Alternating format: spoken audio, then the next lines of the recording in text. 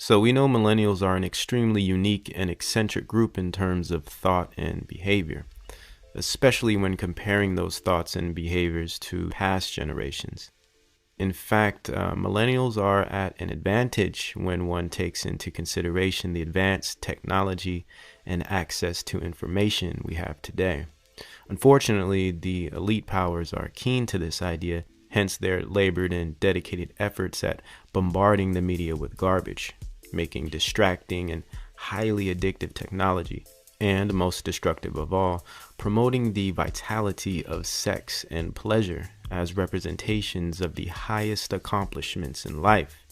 This generation is being taught to rebel and to do as thou wilt. The same old serpent lies, yet new and improved with billions of dollars behind them. Knowing that, it would be foolish to lump all millennials into, cultural categories.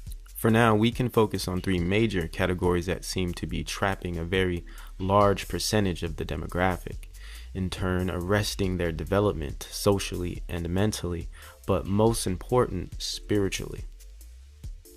Before we get into these groups, let's remember they are not exclusive to millennials. Many of us Generation X kids are lumped in, and many Generation Z kids are being added to the list at an alarming rate at that. But let's continue. A simple way to frame these categories is by general features. So we have the largest group, which I call pop culture or grandpappy culture, the daddy of the generation. Or how Plato would state it, the legal guardian. Pop culture is described by the general feature of mainstream, the base programming of society.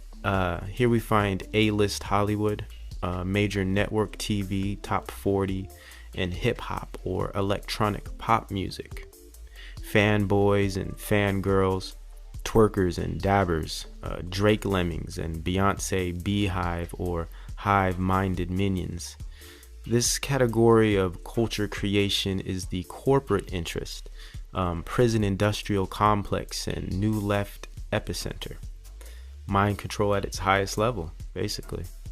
Here we find heavy drug promotion, lust programming, sexuality confusion and perversion, double-mindedness to the 10th degree, feminized male and warrior goddess programming, feminine dominance and male hatred, race baiting, endless consumption and little brain function, and hours of application activity. Poor conversational skills, yet elaborate Snapchat stories and social media posts. This culture is represented by the talkers, not so much the doers, the followers, the greedy, the envious, and lustful. Sports fanatics, though sports in total are rigged, they seem to worship them. We find Spotify, iTunes, Instagram, promiscuity and emptiness, Netflix and chill, binge watching, which increases programming tenfold. This group runs on money, orgasms, cocaine, pot, and alcohol, and of course, pills. Next, we have the doers.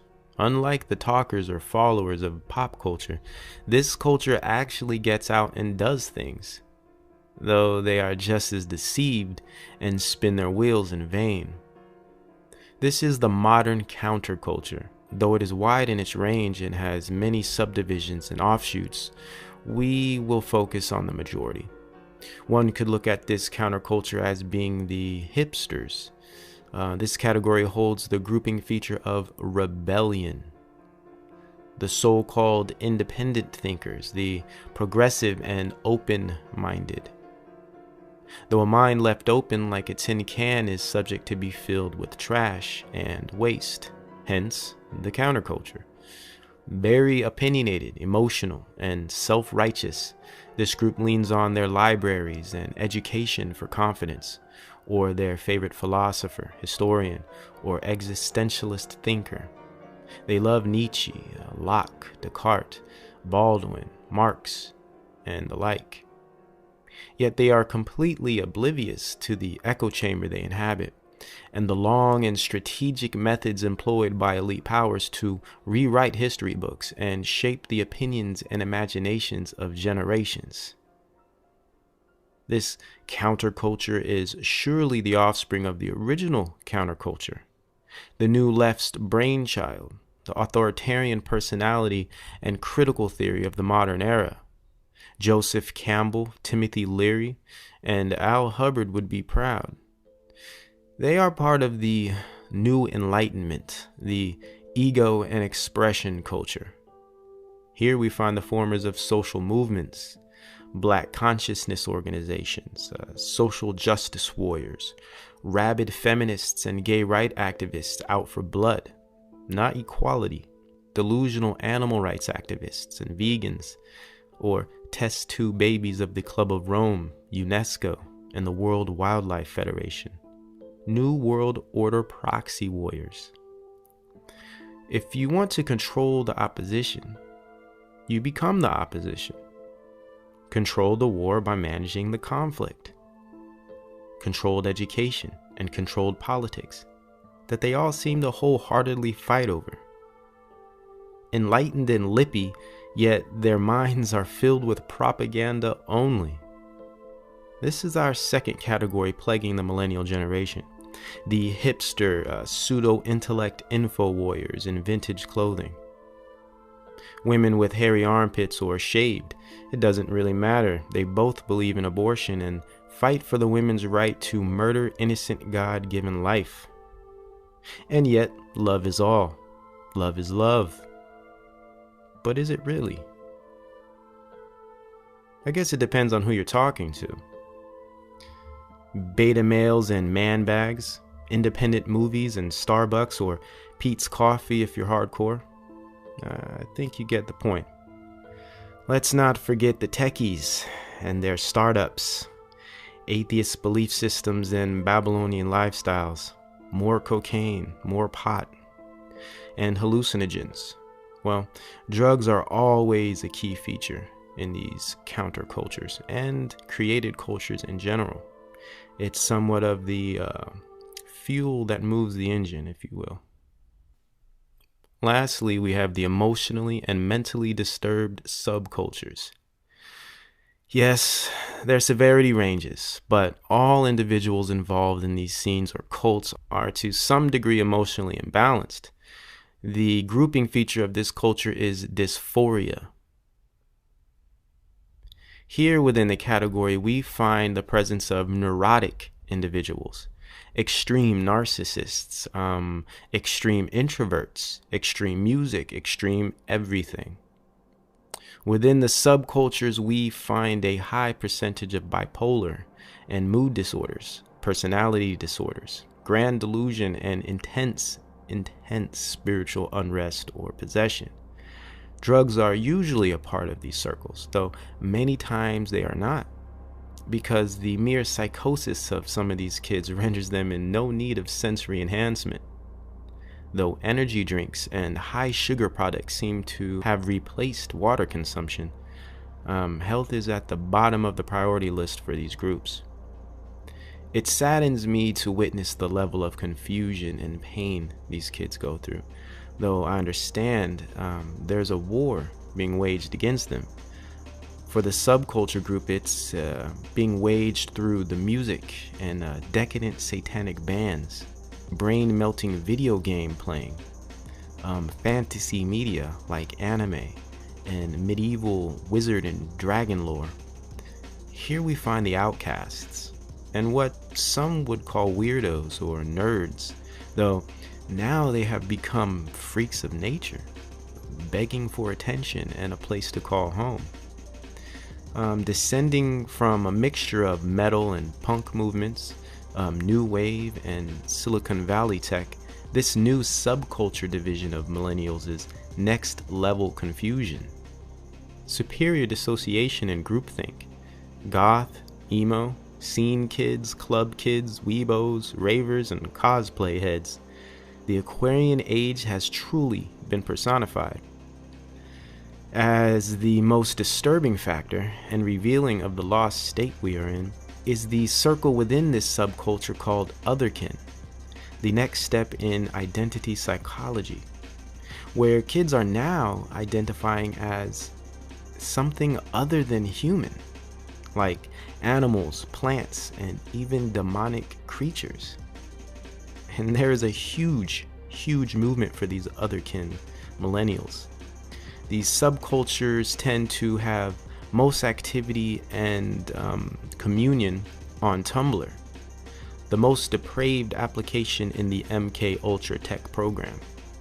Snapchat and Instagram are popular as well, and online gaming is also a haven for the subculture. This dysphoric millennial group is by far the most severely affected culture by MK Ultra mind control. By use of drugs, technology, and debasing music, these poor kids have completely lost their minds.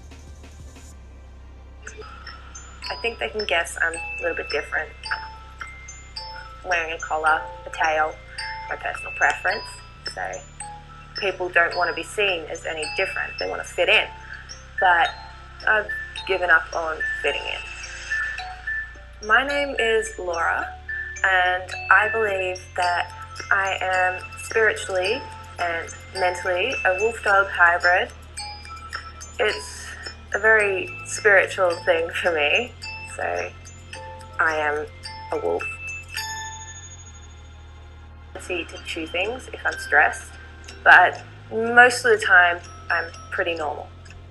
So from the millennial pop culture, counterculture, and subcultures, we can see the level of distraction and confusion that is being placed on the largest and most influential demographic in the nation. Strategic programs have been developed for these groups to submerge themselves in. Things like Vivo, Twitter, WorldStar, Vine, BET, and Snapchat have literally replaced reality with weaponized media. Yet we are taught these are signs of technological growth and social progress. If we only understood that mainstream music technology has been designed to create a debased culture. As Aldous Huxley stated, melodies ingrain themselves in the listener's mind. Setting information to melodies gives them power and programmability. People will adopt their behaviors from entertainment through learning. With the addition of fashion, you include the self-conscious factor, or ego recognition.